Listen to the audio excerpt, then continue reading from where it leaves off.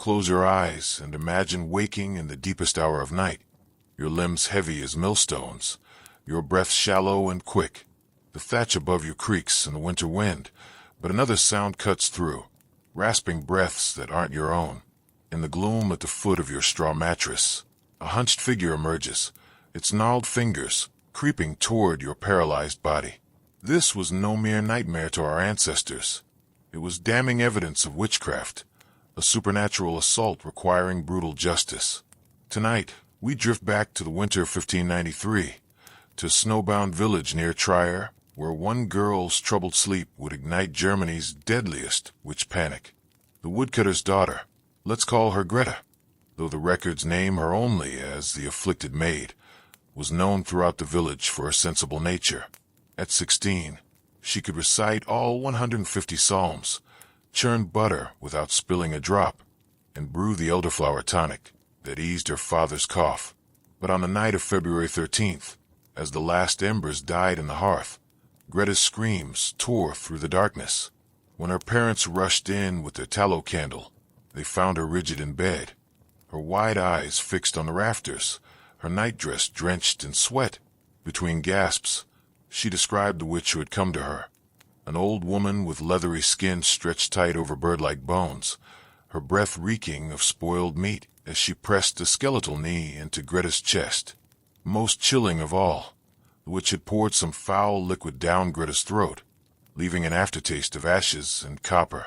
The village physician, a dour man trained at Heidelberg, diagnosed Hexendruck, witch pressure.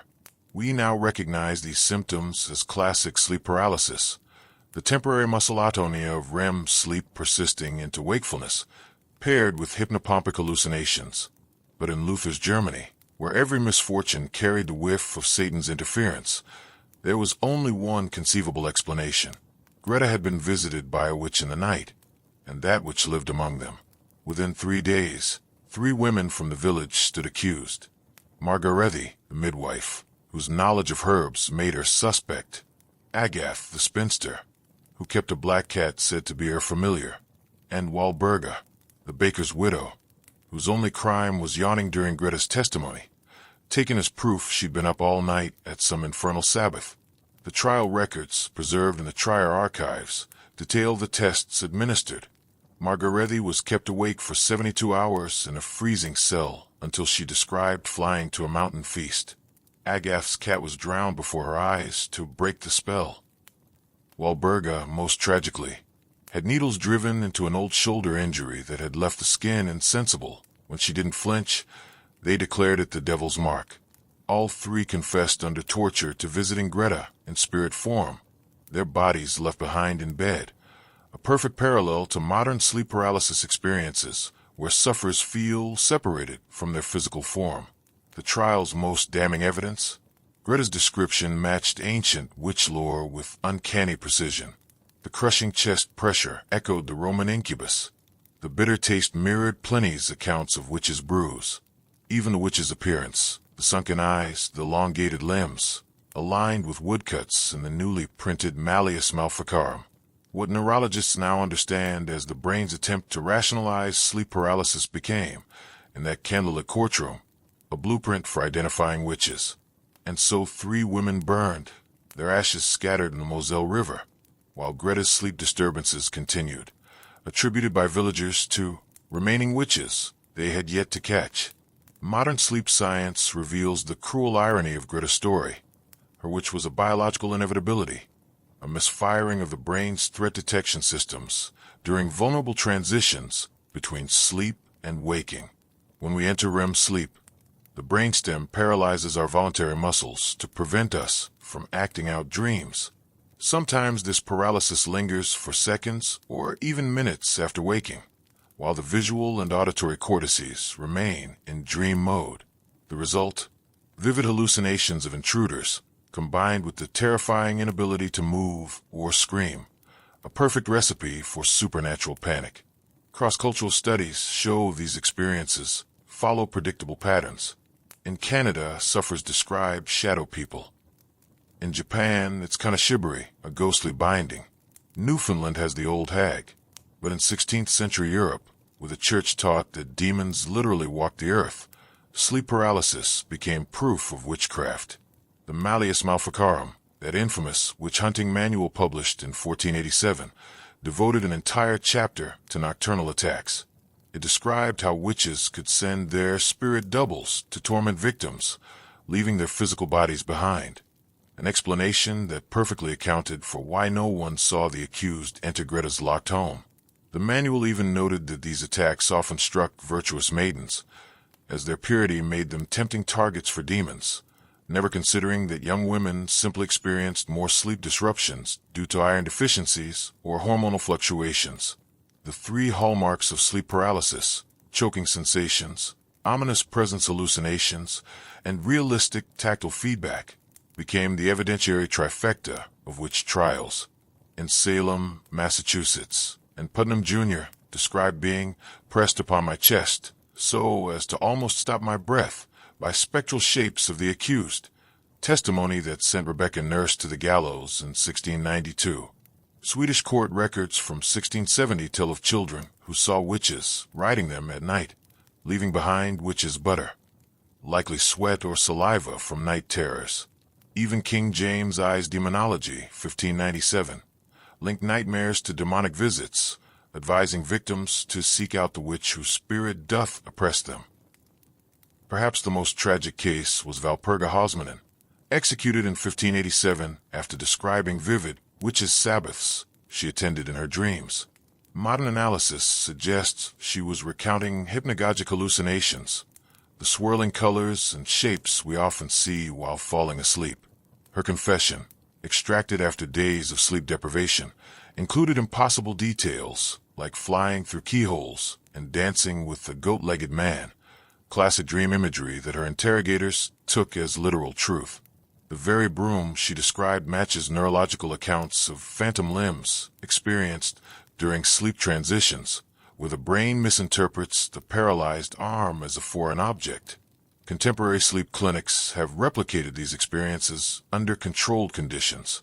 When researchers at Stanford stimulated certain areas of the temporal lobe, subjects reported encounters with shadowy figures matching historical witch descriptions. The sensed presence phenomenon, that overwhelming feeling of being watched, stems from the amygdala's hyperactivity during sleep paralysis, flooding the brain with threat signals when no actual danger exists. Even the reported smells, sulfur, rotting flesh, have biological explanations, as the olfactory cortex sometimes activates randomly during REM sleep. Yet for all our modern understanding, the primal fear remains. Isolated communities in Newfoundland still speak of old hag attacks. Rural Hungary reports lytic visitations, and sleep paralysis sufferers worldwide, about 8% of the population, continue describing the same shadowy intruders that haunted Greta's nights. The difference? Now we recognize these visions as misfiring neurons, not malicious spirits. Now we don't burn the village midwife when someone has a bad dream. Not all witch trial victims were accused because of others' nightmares. Some were condemned for their own sleep behaviors. In the Alsatian town of Aubernay, an elderly midwife named Gertrude was burned in 1582 simply because she slept too deeply. Villagers claimed her uncanny ability to nap through church bells proved she'd been dancing with devils all night. The trial transcript chillingly notes, "The accused doth sleep like the dead, which no Christian soul can do without aid of Satan." Modern sleep medicine recognizes this as hypersomnia, possibly caused by anemia or thyroid dysfunction. But to Gertrude's judges, it was evidence of witchcraft. The cruelest irony? Many so-called witch marks were actually signs of chronic sleep deprivation. Those mysterious red scratches on accused women's arms? Likely self-inflicted during night terrors. The devil's claws, described in Scottish trials, match the crescent-shaped marks left when sufferers try to claw themselves awake from paralysis. Even the infamous witch's teat, a supposed nipple for feeding demon familiars, could have been a dermatological reaction to stress-induced insomnia, exacerbated by rough wool nightgowns. In 1662, Scottish healer Janet Douglas was convicted because neighbors saw her walking asleep through the village at night. We now recognize this as somnambulism, but her judges deemed it proof of secret witchcraft. The trial transcript records the damning testimony of a tailor who swore he saw Janet float over his garden wall one midnight, probably a sleepwalker's disoriented stumble over a low fence. Janet's final words before execution were reportedly, "I was only dreaming." Children's sleep patterns became evidence too. During the Salem trials, 9-year-old Betty Paralysis fits of unnatural sleep were attributed to witchcraft. Modern pediatricians suggest she suffered from narcolepsy, a condition causing sudden sleep attacks, but in 1692, her symptoms sent 20 people to the gallows. Even yawning could be deadly. In Bremen, a linen weaver was executed in 1603 because his excessive daytime drowsiness was taken as proof he attended nocturnal Sabbaths. The most heartbreaking cases involve confessions extracted through sleep deprivation. In Sweden's Mora witch trials, 1669, accused women were kept awake for days until they hallucinated. One described flying to Blakulla on a silver thread, now recognized as hypnagogic imagery from microsleeps. Another recalled feasting with Satan on turnips, likely a starvation-induced dream. These visions, born of exhausted brains, became the primary evidence against them. Yet some historical figures recognized the truth. Italian physician Girolamo Cardano wrote in 1550 that what men call witches are oft merely poor souls whose humors disturb their sleep. Sadly, his treatise was burned as heretical.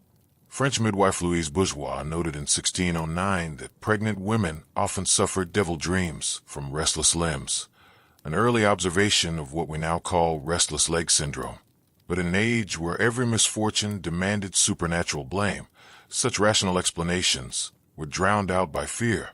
As you lie in your safe, warm bed tonight, consider this. The same neural glitch that killed thousands still visits us. Modern sleep paralysis sufferers report the same shadowy figures, though we now call them hypnopompic hallucinations instead of witches. The Japanese Kanashibari, the Caribbean Kakma, the Icelandic Mara, all describe the same biological phenomenon filtered through different cultural fears. The witch trials eventually faded, but their legacy lingers in our language. The word nightmare comes from the Old English mare, a supernatural creature that suffocated sleepers. Hagridden originally described the sensation of being sat upon by a witch. Even our childhood fear of monsters under the bed echoes centuries of sleep paralysis accounts. Modern sleep clinics have identified fascinating patterns.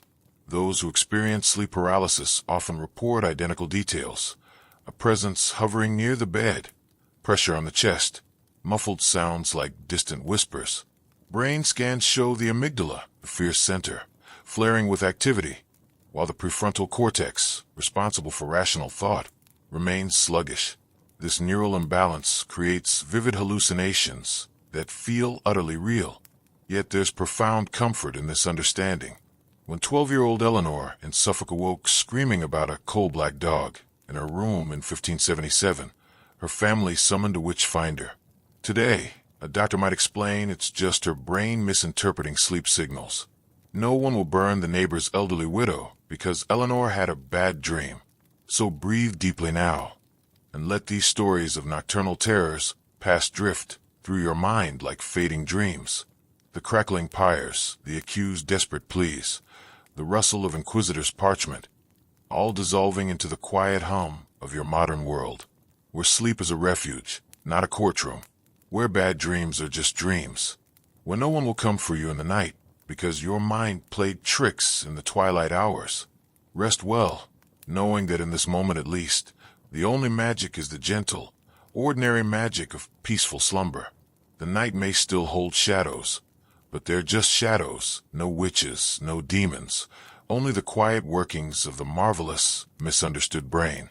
Good night.